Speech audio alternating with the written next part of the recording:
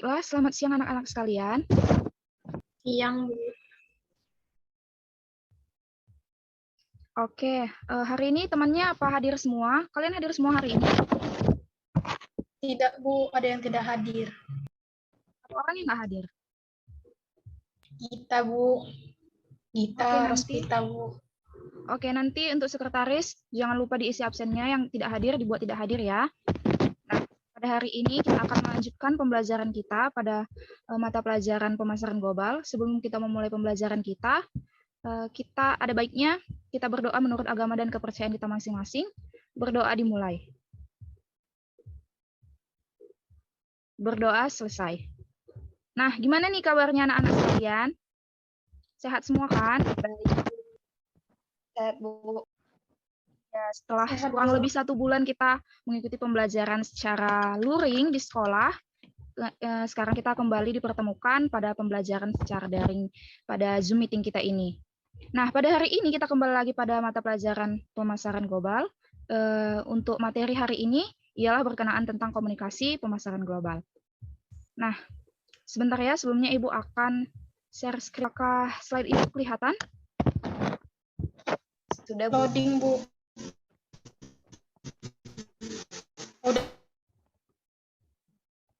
Sudah kelihatan ya?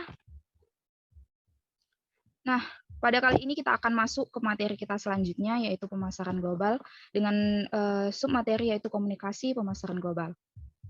Nah, adapun yang menjadi capaian kompetensi dasar dan juga tujuan dari pembelajaran ini, yaitu bisa sama-sama kita lihat.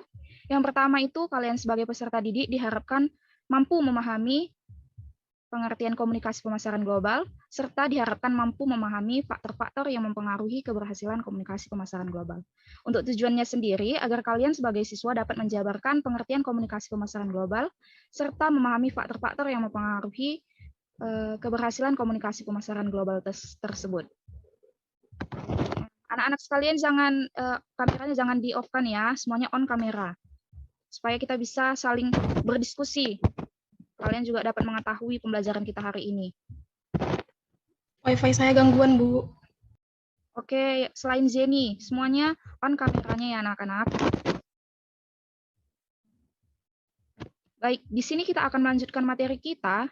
Nah, sebelum memasuki materi komunikasi pemasaran global, Ibu ingin tanya, di minggu lalu kita juga sudah mempelajari materi tentang konsep dasar serta bauran pemasaran dalam pemasaran global. Nah, masih ada yang ingat nggak sih apa itu pemasaran global? Sebelum kita memasuki komunikasi pemasaran global. Coba siapa yang ingat apa itu pemasaran global? Ayo, pengertian dari pemasaran global. Ayo. Saya, Bu. Ya, dipersilakan. Pemasaran global adalah suatu upaya dalam mengutamakan seluruh sumber daya, yaitu SDM atau aset fisik dan modal dana untuk berbagai tujuan perusahaan lainnya dan menindaklanjuti ancaman pasar global. Dan yang inilah yang menjadikan kita untuk meraih potensi yang sama di pasar global. Oke, bagus sekali ya Jenny. Itu tadi pandangan si Jenny tentang pemasaran global, pengertian dari pemasaran global. Mungkin yang lain ada yang ingin menambahkan apa itu pemasaran global? Pemasaran yang berskala luas, Bu. Nah, iya benar sekali. Pemasaran yang berskala luas yang mencakup melewati batas-batas negara. Nah, pada hari ini kita akan melanjutkan materi kita yaitu tentang komunikasi pemasaran global. Nah, sebelum memasuki materi komunikasi pemasaran global, jika Ibu tanya komunikasi, apa yang terbersit di benak kalian? Jika Ibu tanya komunikasi, apa sih komunikasi itu? Ayo. Interaksi. Iya, benar sekali, interaksi. Benar sekali ya, Salsa. Nah, jadi apa kaitannya dengan komunikasi pemasaran global? Apa itu komunikasi pemasaran global? Nah, komunikasi pemasaran global ini merupakan interaksi ataupun komunikasi yang dilakukan manusia dari suatu negara dengan negara lainnya untuk memperoleh profit yang melewati batas-batas negara. Jadi sangat penting bagi suatu perusahaan memiliki komunikasi dalam pemasarannya, terkhusus bagi perusahaan-perusahaan yang memiliki target pasar yaitu pasar global. Nah, komunikasi perusahaan yang baik yaitu dapat kita lihat sama-sama dari perusahaan-perusahaan besar. Perusahaan yang Sukses itu sangat ditentukan oleh komunikasinya. Bagaimana dia mengkomunikasikan perusahaannya ataupun produknya kepada konsumennya, kepada target pasarnya, kepada negara-negara tujuannya.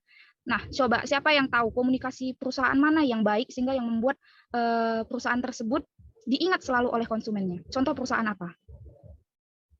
Siapa yang tahu? Contoh perusahaan yang komunikasinya itu baik sehingga konsumennya itu selalu mengingat-ingat produk tersebut. Ayo, siapa yang bisa menyebutkan? Mie instan Indomie. Ya, seperti apa itu, Salsa? Perusahaan mie instan, tapi masyarakat menyebutnya Indomie, seperti itu, Bu. Nah, iya benar sekali ya Salsa, hebat. Nah, contohnya yang dikatakan Salsa tadi adalah perusahaan mie instan. Nah, kalau kita misalnya ingin membeli mie instan di warung, pasti kita akan mengatakan kita ingin membeli Indomie.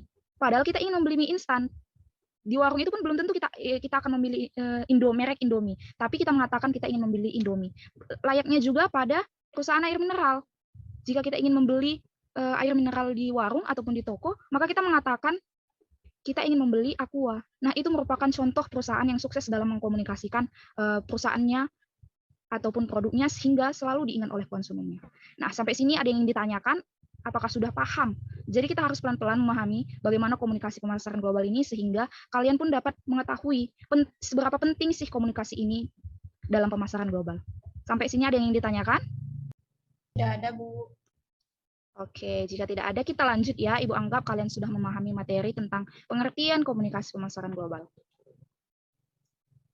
Nah, selanjutnya kita akan melanjutkan dengan subjudul yaitu variabel kunci sukses yang mempengaruhi komunikasi pemasaran global.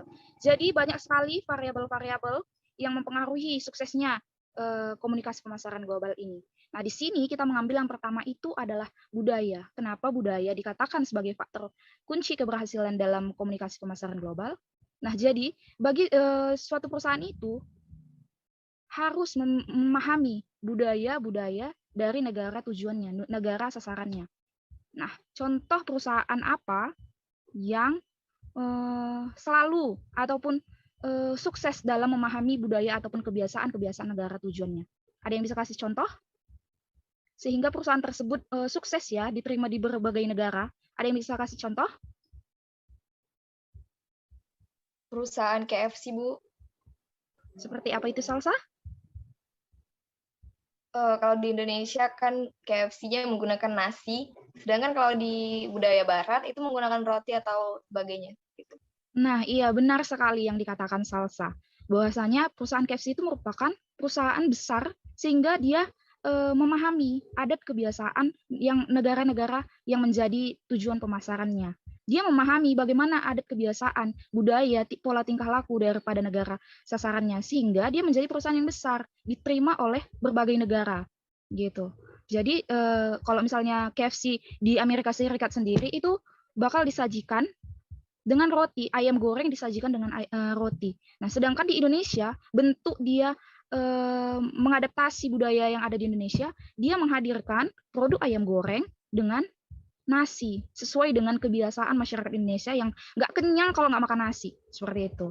Nah, kalau orang Indonesia disuruh makan roti sama nasi, mereka bakal milih nasi karena itu yang menjadi adat kebiasaan mereka, gitu. Nah, bayangkan kalau misalnya KFC membuat produk ayam goreng dengan roti yang dijual ataupun dipasarkan di Indonesia, itu bakalan nggak laku.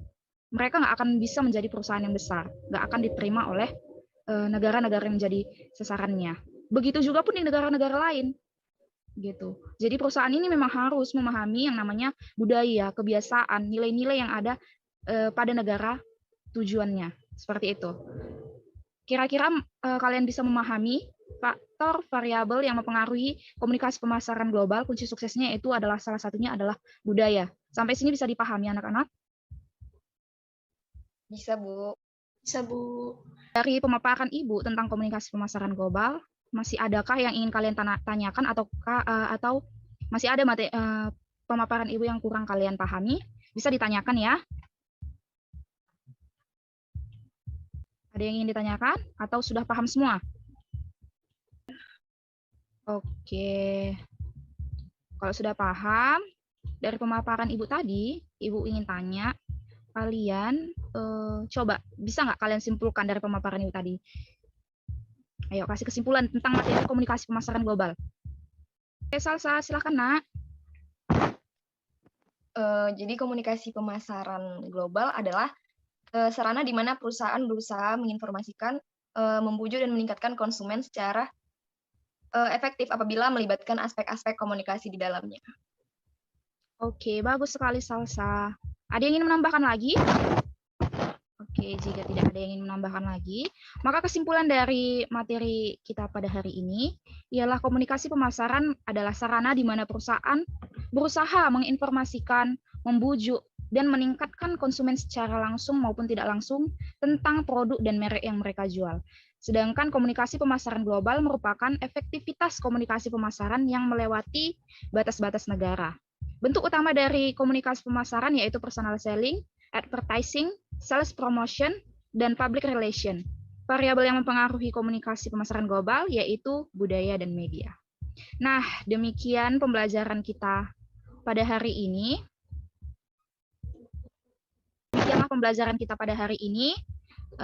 Sekiranya kalian dapat memahami dengan jelas apa itu komunikasi pemasaran global, apa yang menjadi faktor kunci keberhasilan dari komunikasi pemasaran global. Semoga ilmu ini dapat bermanfaat buat masa depan kalian. Demikianlah pembelajaran kita hari ini. Selamat siang semuanya.